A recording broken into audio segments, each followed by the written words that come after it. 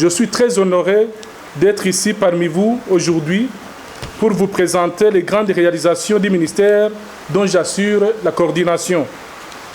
pour ce premier trimestre 2020-2021. Ces réalisations se sont inspirées du plan national de développement ainsi que les différents programmes principaux de notre pays ainsi que le discours-programme de son Excellence, Monsieur le Président de la République. Notre présentation s'articulera sur 4 axes principaux, à savoir le renforcement de la bonne gouvernance, le renforcement de la communication diplomatique, le renforcement et l'extension de la coopération au développement, ainsi que la relation stratégique entre le gouvernement du Burundi et la diaspora burundaise. Mesdames, Messieurs, malgré certaines contraintes en cours de route, le ministère des Affaires étrangères et de la coopération au développement a travaillé d'arrache-pied au cours de ce trimestre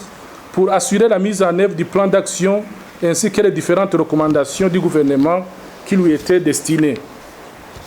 La contrainte majeure a été celle de la pandémie de la COVID-19 qui a retardé ou même entravé certaines activités qui étaient inscrites au plan d'action du ministère, surtout au niveau du service extérieur. Quoi qu'il en soit, comme une famille appelée à travailler ensemble, nous avons la joie d'avoir fait de notre mieux pour mettre en œuvre les objectifs que nous étions fixés au niveau des plans d'action du gouvernement et du ministère pour ce trimestre écoulé. Dans l'ensemble, nous sommes satisfaits des résultats atteints malgré les difficultés sporadiques rencontrées et nous continuerons à travailler avec dévouement et détermination afin de normaliser les relations entre le Burundi et ses partenaires, notamment les partenaires de l'Union européenne qui avaient suspendu leur coopération de façon unilatérale avec le Burundi. Le retrait du Burundi sur l'agenda du Conseil de sécurité des Nations Unies sera aussi une priorité. La recherche de nouveaux partenaires, la conclusion de nouveaux accords, ainsi que l'amélioration des conditions de travail du personnel du ministère des Affaires étrangères et de la coopération et développement seront aussi au centre de nos priorités. En ce qui concerne le renforcement de la bonne gouvernance, une campagne de propriété autour des services a été organisée et les autorités du ministère ont effectué de concert avec le personnel de l'administration centrale en date du 25 septembre 2020 des travaux de propriété au compound de l'immeuble INSS 2, 6 en zone Rohero, et qui abrite certains services du ministère des Affaires étrangères et de la coopération au développement depuis le mois d'avril de cette année. Dans le souci de s'approprier pleinement les recommandations de son Excellence, Monsieur le Président de la République, relatives à la lutte contre la corruption et la gestion en bon père de famille à travers le gouvernement laborieux et responsable, Retanvier Retanhosi, une séance de restitution de la retraite gouvernementale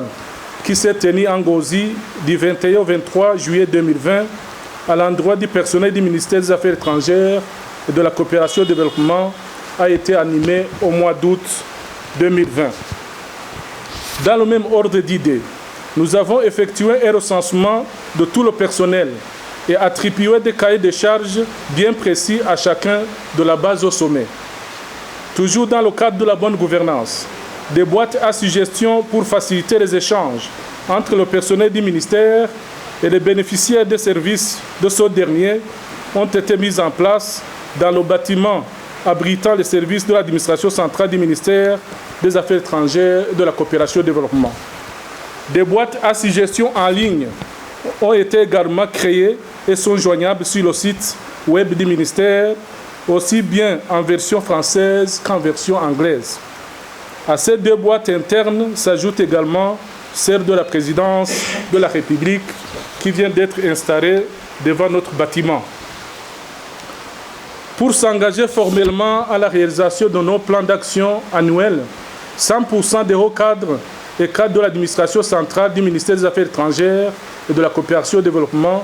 ont signé leur contrat de performance au cours de ce trimestre. Il en est de même pour le personnel de nos missions diplomatiques et consulaires. En matière de promotion de recrutement des cadres burundais au sein des organisations régionales et internationales, des efforts continuent à être déployés. Plusieurs postes vacants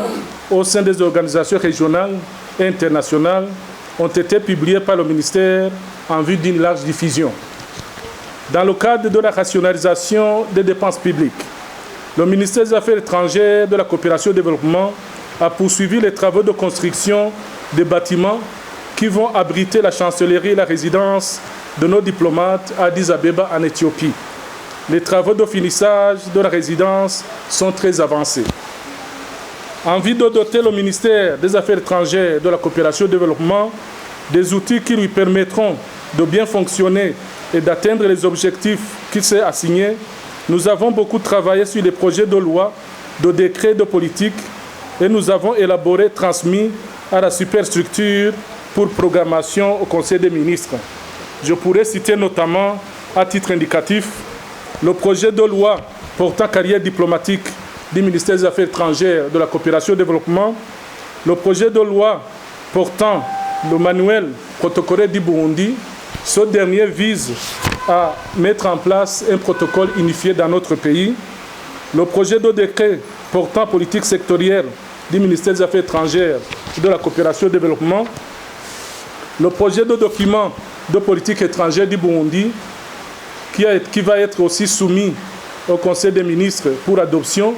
Il s'agit d'un document qui sera une première dans l'histoire de notre pays parce que par le passé, nous avons toujours fonctionné dans le domaine diplomatique sans document de préférence et de référence depuis notre indépendance en 1962. Le ministère des Affaires étrangères, de la coopération et du développement s'est également penché sur la question des organisations non gouvernementales étrangères œuvrant dans notre pays. Pour information, à titre de rappel, 3 décrets qui permettront de mettre de l'ordre dans les activités de ces ONG étrangères ont été signés par le président de la République au mois de mai 2020. Il s'agit du décret mettant en place un comité interministériel suivi et évaluation des activités des ONG étrangères, celui mettant en place le guichet unique pour faciliter la gestion de tous les rapports entre le gouvernement du Burundi et les ONG étrangères, ainsi que le recrutement du personnel local au sein de ces organisations. Dans le cadre de l'application de ces 3 décrets, le ministère des Affaires étrangères, de la coopération et du développement vient de créer, au cours de ce trimestre, le comité interministériel de suivi et évaluation ainsi que le guichet unique en question. Pour ce qui est du recrutement du personnel local dans les organisations internationales, le ministère des Affaires étrangères, de la coopération et du développement collabore avec le ministère de l'Intérieur, du développement communautaire et de la sécurité publique, qui est le chef de file dans ce domaine. Dans les prochains jours, nous allons transmettre des instructions claires aux ONG étrangères et à leurs bailleurs pour assurer le respect du principe de l'appropriation nationale ainsi que le principe de l'inclusivité pour toute intervention réalisée sur le sol burundais. Mesdames, Messieurs, il me plaît de vous informer qu'un cadre légal qui régit les travailleurs migrants burundais à l'étranger a été mis en place récemment. Aujourd'hui, une direction chargée de la promotion et de la protection des travailleurs migrants burundais à l'étranger a été créée par le nouveau décret portant réorganisation du ministère des Affaires étrangères, de la coopération et du développement. La mise en place de ce département va faciliter la défense et la protection des intérêts des travailleurs migrants burundais, la promotion de la mobilité de la main-d'œuvre dans un contexte coordonné, avec signature des accords bilatéraux entre le Burundi et les pays de destination de ces travailleurs, ainsi que le suivi des questions des travailleurs migrants burundais. Cette direction, qui arrive à point nommé, permettra également de bien coordonner les activités des partenaires intéressés dans ce secteur. Au niveau de la dimension régionale, le ministère des Affaires étrangères et de la coopération et du développement a coordonné les activités d'élaboration d'une stratégie nationale d'intégration régionale et le plan d'action pour sa mise en œuvre. Le projet de cette stratégie ainsi que le plan d'action de sa mise en œuvre ont été transmis aux autorités hiérarchiques pour appréciation. Cette stratégie constitue un outil fondamental d'orientation de la politique nationale en matière d'intégration régionale. Le but étant de rendre l'intégration régionale beaucoup plus rationnelle en tenant compte des besoins réels du peuple burundais. Retenez aussi qu'un projet de stratégie sectorielle du ministère des Affaires étrangères, de la coopération et du développement a été élaboré. Ce projet a été transmis aux experts du ministère en charge des Finances qui a la planification dans ses attributions pour appréciation et vérification. Il sera par après transmis à la superstructure pour programmation au Conseil des ministres. Cette stratégie, une fois approuvée, permettra de mettre en œuvre les axes du Plan national de développement 2018-2027 en ce qui concerne le ministère des Affaires étrangères, de la coopération et du développement. Le ministère des Affaires étrangères, de la coopération et du développement s'est également engagé à répondre aux exigences du gouvernement par rapport à la production des statistiques. C'est ainsi qu'un projet d'annuaire statistique est en cours de finalisation dans notre ministère. Il arrive à 90% et sera soumis à la validation dans un très proche avenir. Dans le contexte actuel de lutte contre la pandémie de la COVID-19, des mesures ont été prises par le ministère dont j'assure la coordination en vue d'adhérer à la campagne de son Excellence, Monsieur le Président de la République, Ndakira Sinandura Kandi Sinanduza Abandi Ikiza Coronavirus. Cette campagne a été lancée par le Président de la République il y a environ 3 mois. Dans le secteur du développement, la stratégie nationale de communication va servir d'outil de promotion auprès des partenaires des axes d'intervention se trouvant dans le plan national de développement 2018-2027 afin d'orienter la coopération en conséquence en mettant l'accent notamment sur la diplomatie économique. Dans la dynamique de la collaboration entre le ministère des Affaires étrangères et de la coopération et du développement et les organisations internationales, une rencontre avec les agences des Nations Unies et organisations internationales accréditées au Burundi a été organisée dans le cadre de leur rappeler les grandes priorités du gouvernement et la pertinence d'aligner leurs projets et programmes sur le plan national de développement ainsi que le discours-programme de son Excellence, Monsieur le Président de la République. Dans le même ordre d'idées, une réunion de prise de contact à l'intention des représentants des organisations non gouvernementales étrangères enregistrées au Burundi a également été organisée et tenue au mois d'août 2020.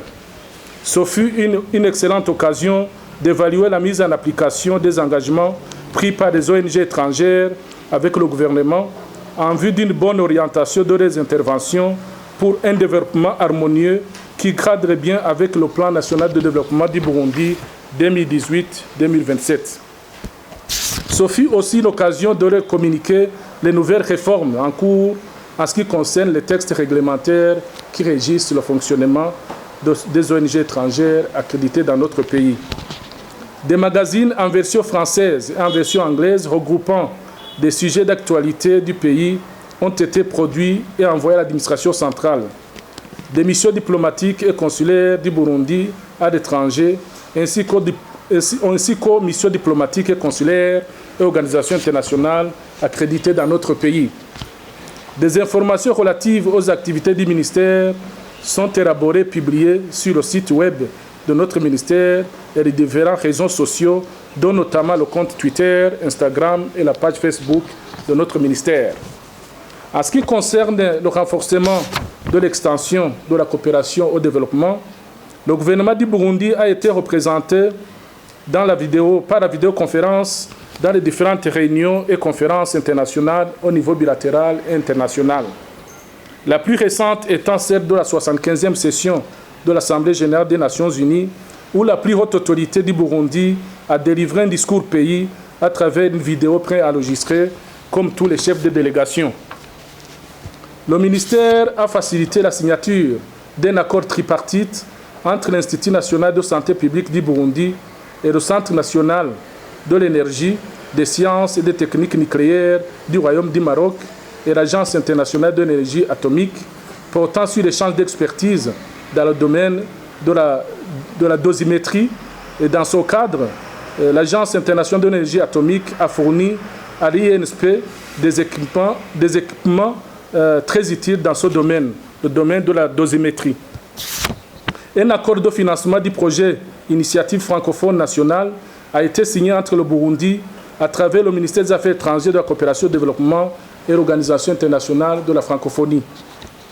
Le ministère des Affaires étrangères, de la coopération et du développement a représenté le Burundi à la consultation mondiale de l'Agence interuniversitaire de la francophonie dans le cadre de l'élaboration de la nouvelle stratégie de l'Agence universitaire de la francophonie pour 2021-2025.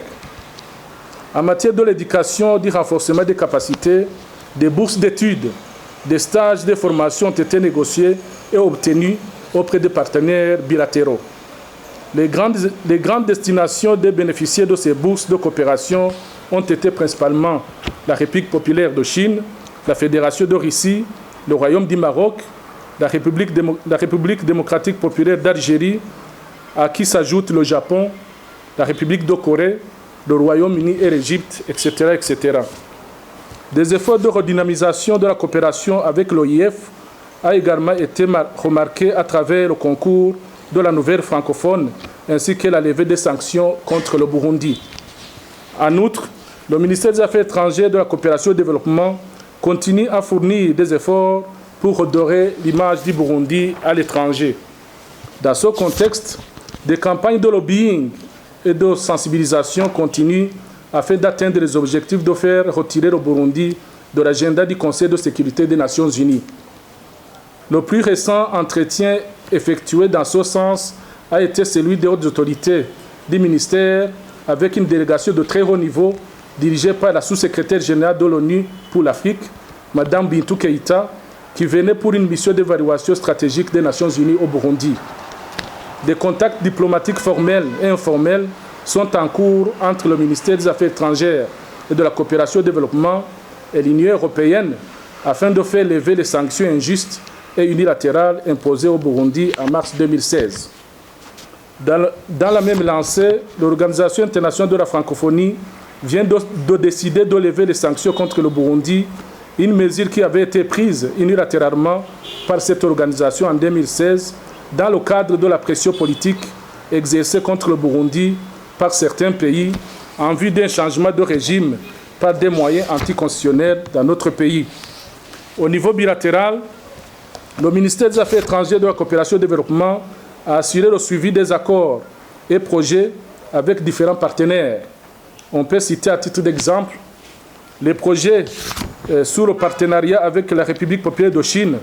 à savoir la déviation de la route nationale numéro 1, la modernisation et l'extension de l'aéroport international Mekion-Dadaye, la construction du building du ministère des Affaires étrangères, de la coopération et du développement, le centre pilote agricole de Gihanga, en province de Bubanza, dernièrement inauguré par son Excellence Monsieur le Président de la République, ainsi que la construction. Des projets de coopération avec le Japon, comme la réhabilitation et la modernisation du port de Bujumbura, le dossier de dons alimentaires en cours, ainsi que les projets du barrage hydro-agricole de Kajeke, l'électrification photovoltaïque de certaines routes à mairie de Bujumbura. La facilitation des contacts entre la Commission électorale nationale indépendante du Burundi et la Commission électorale centrale de la Fédération de Russie, récemment concrétisée par la signature d'un protocole de collaboration entre les deux institutions. La loi portant ratification du protocole de mise en place de l'assistance financière entre la République du Burundi et la République de Turquie. Toujours avec la Turquie, le ministère des Affaires étrangères, de la coopération et du développement a assuré le suivi du dossier de la Fondation Marif, investie dans la promotion de la coopération bilatérale dans le domaine de l'éducation.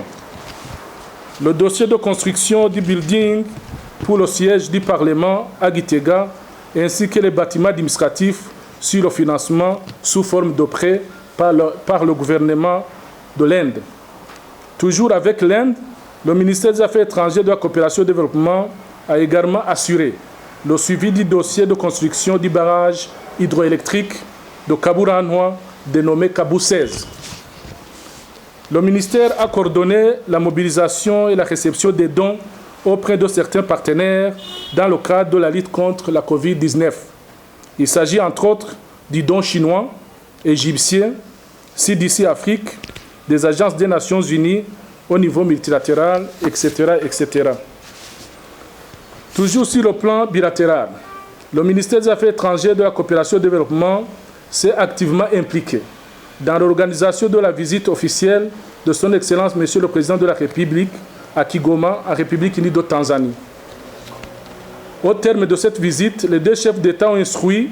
les ministères techniques concernés de deux côtés d'assurer le suivi de plusieurs accords de coopération entre nos deux pays. Nous citerons notamment le projet de chemin de fer Uvinza-Musongati-Gitega, le port sec de Kuala, qui est à 80 km de Dar es Salaam, la coopération en matière d'exploitation des ressources naturelles, l'énergie, l'agriculture et le transport, etc., etc. Le ministère des Affaires étrangères de la coopération et du développement continuera à assurer le suivi pour la tenue de la prochaine commission mixte de coopération entre la République du Burundi et la République unie de Tanzanie. Le ministère des Affaires étrangères de la coopération et du développement s'est également impliqué activement dans la coordination du mouvement de rapatriement des réfugiés burundais en provenance des pays de la sous-région, notamment la Tanzanie, la RDC, l'Ouganda et le Rwanda. Une réunion tripartite virtuelle a été organisée entre les représentants du Burundi, de la Namibie et du HCR en vue de préparer le rapatriement volontaire de plus de 1000 réfugiés burundais se trouvant en Namibie. Nous allons assurer le suivi de ce dossier jusqu'à leur retour au pays natal dans la dignité, en collaboration avec le ministère ayant l'intérieur dans ses attributions. En ce qui concerne la consolidation d'une relation stratégique entre la diaspora burundaise et le gouvernement, un projet tripartite, gouvernement du Burundi, OIM et BAD, intitulé « Réduction du chômage des jeunes par le renforcement des capacités et l'implication de la diaspora pour la période 2020-2021 » vient d'être lancé par le ministère des Affaires étrangères et de la coopération et du développement. Ce projet répond parfaitement au plan national de développement en son axe 7, emploi décent et jeunesse, et à la politique nationale de la diaspora adoptée en 2016, ainsi qu'aux objectifs de développement durable des Nations Unies. Nous allons demander à nos partenaires pour qu'une partie de ces fonds soit allouée aux différents programmes du gouvernement visant à réduire le chômage des jeunes afin d'éviter les chevauchements. Une stratégie de communication avec la diaspora qui constitue un carnet de bord du département en charge de la diaspora au ministère des Affaires étrangères et de la coopération et du développement a été élaborée. Il nous permettra, entre autres, de construire et valoriser l'image de la diaspora burundaise à travers sa contribution au développement du pays et au renforcement de son implication au niveau du développement local.